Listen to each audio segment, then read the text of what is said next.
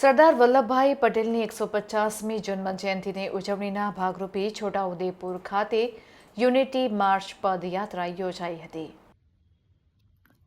છોટાઉદેપુર વિધાનસભાની unity March પદયાત્રાને જિલ્લા પંચાયત પ્રમુખ મલકાબેન પટેલ, સાંસદ જશુભાઈ રાઠવા, ધારાસભ્ય રાજેન્દ્રસિંહ રાઠવાએ લીલી ઝંડી બતાવી પ્રસ્થાન કરાવી હતી। મહાનુભાવોના હસ્તે સરદાર વલ્લભભાઈ પટેલની પ્રતિમાને ફૂલહાર કરી પુષ્પાંજલિ આપવામાં આવી હતી। ગ્રામજનો દ્વારા પદયાત્રાની ઉમળકાભેર આવકારે સરદાર સાહેબની વિરાસતને યાદ કરી હતી। છોટાઉદેપુર વિધાનસભાની પદયાત્રા ઝંડા ચોકથી નગર સેવા સદન કાર્યાલય, પેટ્રોલ પંપ, 4 રસ્તા, આંબેડકર ચોક, ફતેપુરા નાકા થઈ ઘેલવાડ ખાતે પૂર્ણ થઈ હતી। દેશના લોખંડી પુરુષ સરદાર વલ્લભભાઈ પટેલની 150મી જન્મજયંતિની ઉજવણી નિમિત્તે નાગરિકો વિકસિત ભારતના સંકલ્પ સાથે રાષ્ટ્ર સેવામાં જોડાય તેવા હેતુથી રાજ્યના તમામ જિલ્લામાં વિધાનસભા દીઠ પદયાત્રા યોજવામાં આવી રહી છે। જેના ભાગરૂપે છોટાઉદેપુર ખાતેથી છોટાઉદેપુર વિધાનસભાની જિલ્લા કક્ષાની ભવ્ય યુનિટી માર્ચનું આયોજન કરવામાં આવ્યું હતું।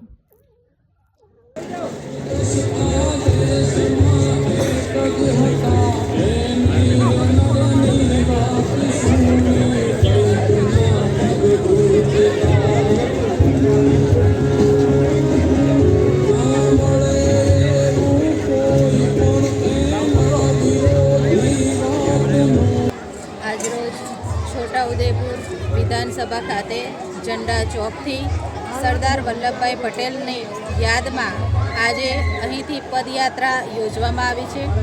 યુનિટી માર્ચમાં ખૂબ મોટી સંખ્યામાં પદાધિકારીઓ, સંગઠનના હોદ્દેદારો, શાળાના બાળકો, વહીવટીતંત્ર, કર્મચારીગણ સૌ ખૂબ મોટી સંખ્યામાં જોડાયા છે।